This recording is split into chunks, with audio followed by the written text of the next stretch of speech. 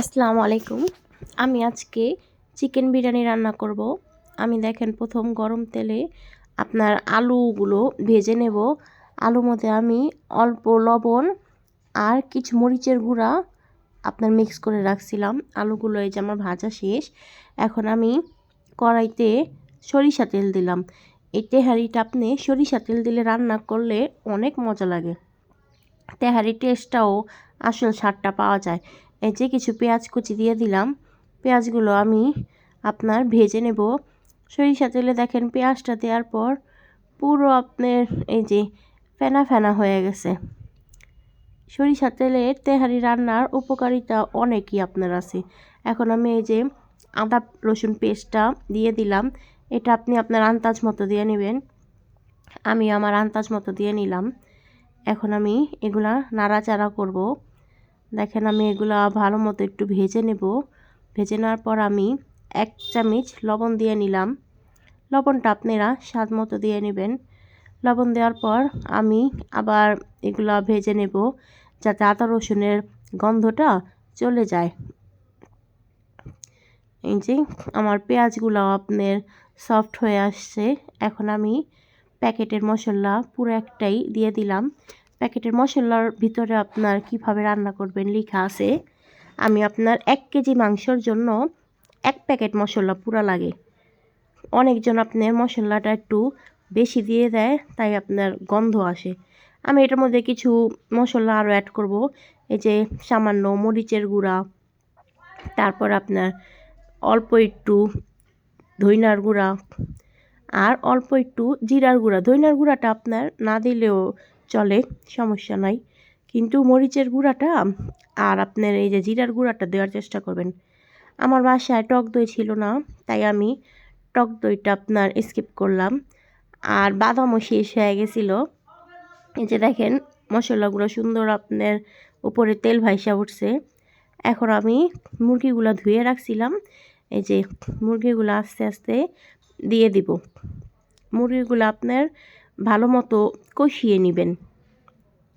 ভালো মতো কষিয়ে নিলে মুরগি থেকেও আপনার সুন্দর এই যে সফট হয় আর ভিতরে আপনার জুসি জুসির মতো হয়, অনেক ভালো লাগে। এই যে আমি এখন মুরগিগুলো আপনার মিক্স করে নিব। এই যে আমি ভালোভাবে মিক্স করতেছি। আমি আপনার ওই যে সেই আলু আর এই যে আমি ছিমি মটর দিয়েছিলাম সেটা আমি ভুলে গেছি। ছিমিটাও আমি আপনার আলুর সাথে ভেজে নিছি। এই যে এখন এগুলো সব ভালোভাবে মিক্স করব। আপনার এই ব্রয়লার মুরগিটা তো জলদি সিদ্ধ হয়ে যায়। আলুটাও একটু ভেজে নিয়েছিলাম, এখন এটার ভিতরে দিয়ে দিলাম যাতে আলুটাও আপনার এই যে সিদ্ধ হয়ে যায় মাংসর সাথে। দেখেন আমি কিন্তু আলাদা কোনো পানি মিক্স করিনি, এগুলো মাংসের থেকে পানিগুলো আপনার আসছে। এই দেখেন আমার মাংস আপনার সুন্দর সিদ্ধ হয়ে গেছে, আলুগুলো আপনার সিদ্ধ হয়ে গেছে। এখন আমি চাল ধুয়ে রাখছিলাম, ওই চালগুলো এখন আমি দিয়ে দিব। আমি আপনার 2.5 পট চাল নিয়েছিলাম। এই যে আমার চালগুলো সুন্দর করে হয়েছে। অনেকজন আলাদা পোলাও রান্না করে আপনার মিক্স করে, কিন্তু ওইটাও আমি মাঝে মাঝে করি। কিন্তু যখন হাতে সময় কম থাকে তখন আমি আপনার এই যে শর্টকাট এভাবে করি।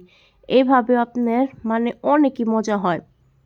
আমি দেখেন এটার ভিতরে বাদাম পেস্ট বা টক দই এই দুইটা দিইনি, কারণ আমার ঘরে ছিল না, হাজব্যান্ডও কাজে ছিল।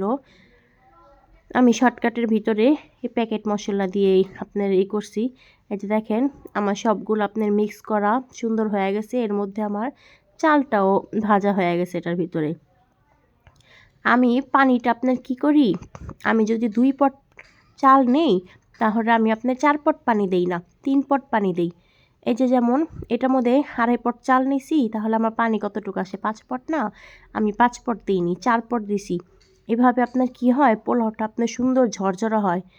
আর অনেকে আপনার কি করে চাল আপনার আগে সিদ্ধ করে নেয়, ওই যে পানির মাপটা বুঝে না। আমি আপনার ড্যানিশের যে ডিবা আছে না, ওই পটের হিসাবে পানিটা আরও ভালো বুঝি। আর কতজন বোতল দিয়া দেয়, আমি বোতল দিয়া পানির মাপটা তেমন ভালো দিতে পারি না। এটার জন্য আমি এই যে এভাবে করি।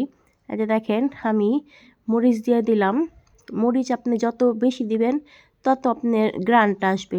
আর এই যে কিছু পেঁয়াজ বেরেস্তা করে রাখছিলাম, এই পেঁয়াজ বেরেস্তাই এটার আসল মজা। পেঁয়াজ বেরেস্তাটা এভাবে উপর দিয়ে যদি দিয়ে দেন, দেখবেন পোলাওর আপনার আসল স্বাদটা পাবেন। অনেকই মজা হয়, এভাবে একবার রান্না করে দেখেন, অনেক মজা হয়। আর কাঁচামরিচটা আমি বেশি দিছি, কারণ উপর থেকে কাঁচামরিচ পোলাও থাকলে এভাবেও খেতে ভালো লাগে।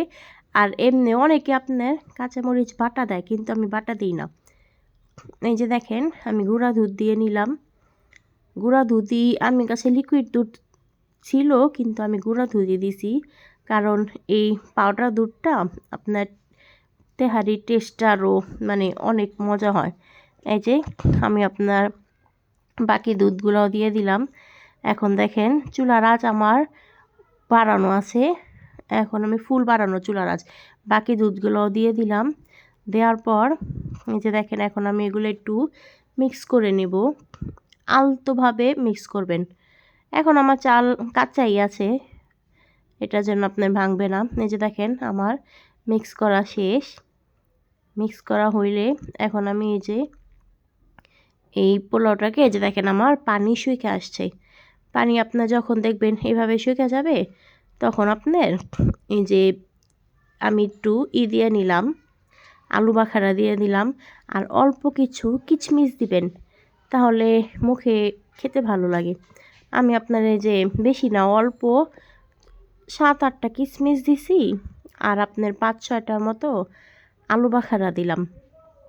এই যে দেখেন আমার পানি আপনার এই যে সুন্দর আপনার পানিগুলা সুন্দর টাইনা নিছে। এখন আমি এটারে দমে দিব। এই যে চুলার নিচে আমি দেখেন তাওয়া দিয়ে নিলাম। তাওয়াটা দিলে এটা কি পোলাওটা আপনার লেগে যায় না। এই যে দেখেন এখন আমি দমে দিয়ে দেবো। আমার পানি কিন্তু আপনার ভালো শুকিয়ে গেছে। পানি যখন এই মতো শুকানো শুকানো থাকবে, তখন আপনি আমি আপনার কেওড়া জল দিয়ে দিলাম। কেওড়া জল দিলে পোলাওর গ্রানটা এই যে অনেক আপনার ভালো লাগে। পোলাওর আসল স্বাদটা পাওয়া যায়। কতজন আপনার মিষ্টি দেয়, আতর দেয়, সেটা দিলে কি হয় মানে পোলাওটা আপনার খাওয়া যায় না, ওই সেন্টে সেন্টে পোলাওর মানে রুচিটা উঠা জায়গা। তো আমি এই যে সবসময় কেওড়া জলটাই আপনার ব্যবহার করি। দেখেন আমার পানি পুরা টাইনা নিছে। এখন আমি এটা 10 মিনিটের মতো দমে রেখে দিব। এই যে দেখেন আমার পোলাওটা কি সুন্দর আপনার ঝরঝরা হয়েছে। আমি একবার নাড়া দিয়ে গেছিলাম, আর এই যে এখন আমি আবার আসলাম উপরে ঘি দিতে। ঘিটা দিলে পোলাওটা আপনার সুন্দর একটা স্মেল আসবে। এই যে দেখেন ঘিটা দিয়ে নিলাম। ঘিটা ফ্রিজে রাখার কারণে এই মতো আপনার জমা ছিল। আমি সবসময় ঘিটা ব্যবহার করার আগে চুলার সামনে রেখে নেই, তাহলে সুন্দর হয়। এই যে দেখেন আমি এখন একটু ঘিগুলো ছড়া দিতেছি, যাতে এক সাইডে নাই হয়। ঘিগুলো একটু আমি এই যে ভেঙে ভেঙে আপনার এই যে চারদিকে আপনি সুন্দর ছড়িয়ে দিলাম। এই যে দেখেন আমার পোলাও রেডি। একবার হলে আপনারা এভাবে রান্না করে দেখবেন, অনেক মজা হয়।